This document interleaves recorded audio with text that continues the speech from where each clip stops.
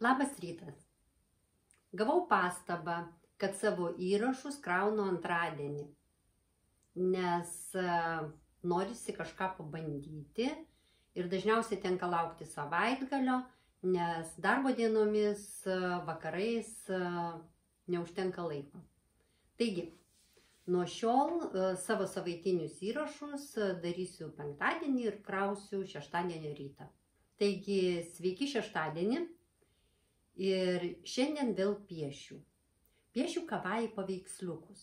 Kas tas yra kavai? Kavai iš japonų kalbos išvertus reiškia tokį drovų paraudusi veidelį.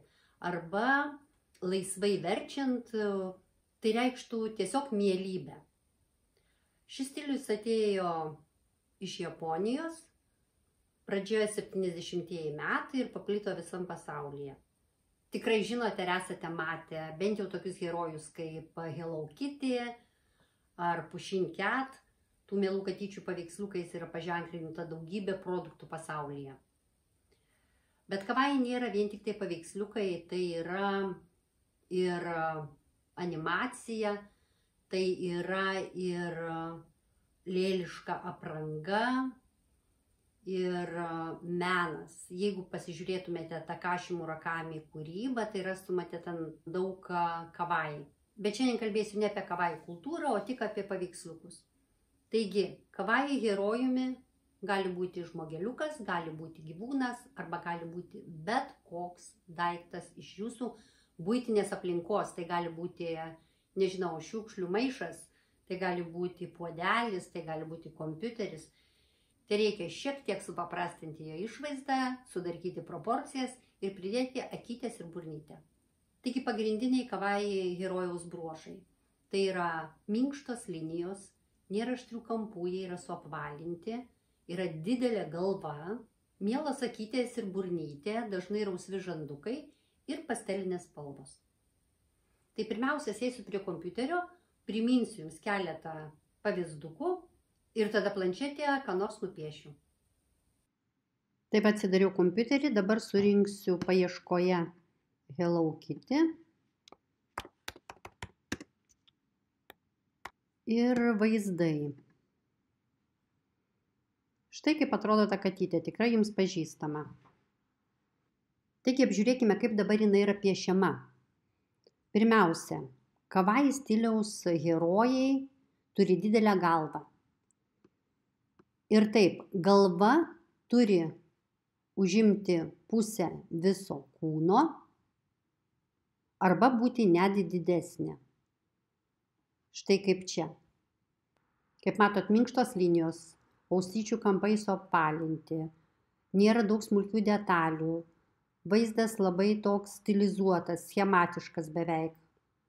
Paveiksliukai labai paprasti ir aiškus ir dėl to dažnai yra naudojami ir kokiuose nors, tarkim, ženklinimo sistemose. Tokį metro mačiau tokius kavai stiliaus žmogeliukus, paveiksliukus, kuriais buvo paaiškinama, kur eiti, kur pirkti bilietą ir panašiai. Tai be galvos mes veide turime akytes, burnytę, kartais nosytę, kartais antakius.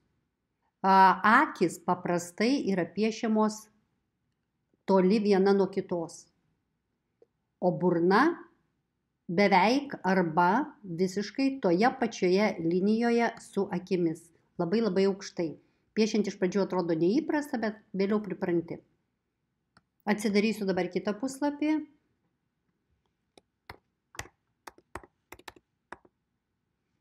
Pushing Cat. Štai šitas herojus jums irgi be abejo yra matytas ir čia yra, kaip matote, galva sulieta su kūnu, visuma, nėra kaklo.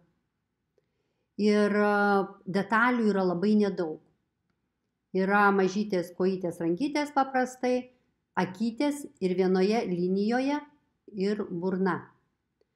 Dabar kaip išreiškiamos emocijos, kaip kūriamos emocijos, esant tokiam labai paprastam schematiškam vaizdui. Tai yra kūno kalba arba pridedami antakiai. Štai čia pakelti antakiukai nustebus, štai čia suraukti antakiukai nežinau ką čia ir koja pakelta, turbūt kalba apie kažkokias pastangas. Tai pagrindinės taisyklės yra aiškios ir pabandysiu dabar pasiėmus planšetę nupiešti kokį nors gyvūnėlį. Nusprendžiau nupiešti avytę. Pradžiai, jeigu norisi, galima nusipiešti štai tokį stačiakampį, tarsi padalinti į dvi dalis, viena dalis galvai bus, kita dalis bus kūnui ir kojoms. Galva, kaip sakiau, apvali, kūnelis gali būti ir pailgesnis. Nupiešiu kojytes, rankytes. Turiu prisiminti, kad smailias dalis reikia užapvalinti. Pataisysiu.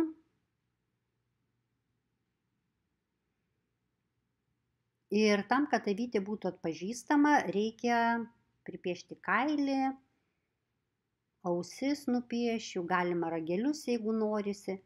Tie gyvūnėliai yra labai stilizuoti, bet vis tiek būtų gerai, kad juos galima būtų atpažinti.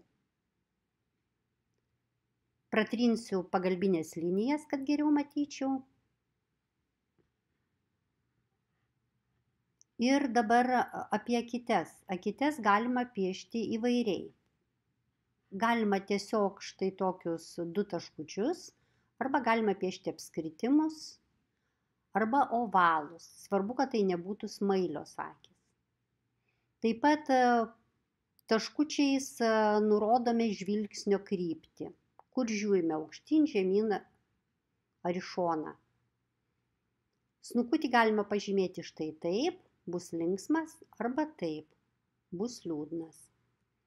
Taigi avytį galiu uždėti ir antakėlius, štai žiūri į viršų. Taip pat, jeigu akis nuleisiu žemyn, tai bus tarsi ir galva palenkta žemyn. Nupiešiu akytes, vyzdžiai žemiau ir štai tokia liūdna išraiška. Pridėjus apvalius antakėlius gausis dar ir nustebimas, o jeigu štai tokius antakius padarysiu, tai avytė bus rūsti. Dabar nupiešiu dar avytę iš šono.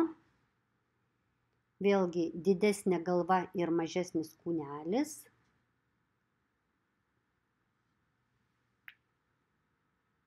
Ne visada gaunasi gerai, ne kiekvienas paveiksliukas gaunasi gerai, bet tai bandai kelis kartus, pasižiūri, kas nepatinka ir taisai.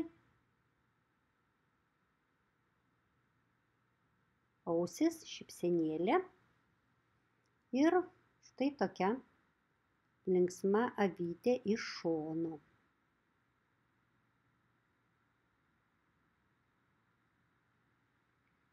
Vėlgi patrinsiu linijas, nors toliau vis tiek darysiu švarraštį, bet kad geriau matytųsi bendras vaizdas.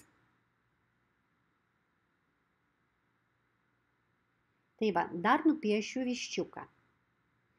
Galva didesnė už kūnelį, nes dar vietos palikti reikia kojytėms, jeigu dalinam per pusę.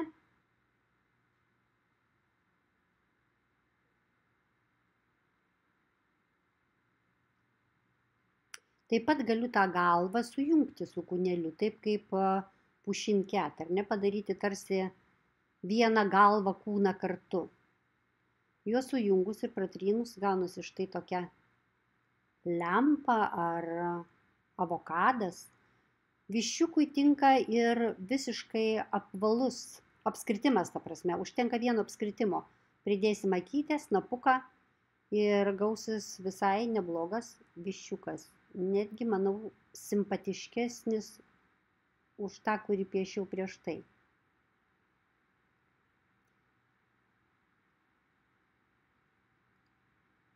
Avytėje dar norėčiau pripiešti gėlytę nuvytusią rankose, tam, kad būtų aišku, kodėl jinai yra liūdna. Jeigu pieši kažkokią emociją, kažkas turėtų tą emociją pateisinti. Taigi pridedu, gėlytė nuvytusi, bus gerai.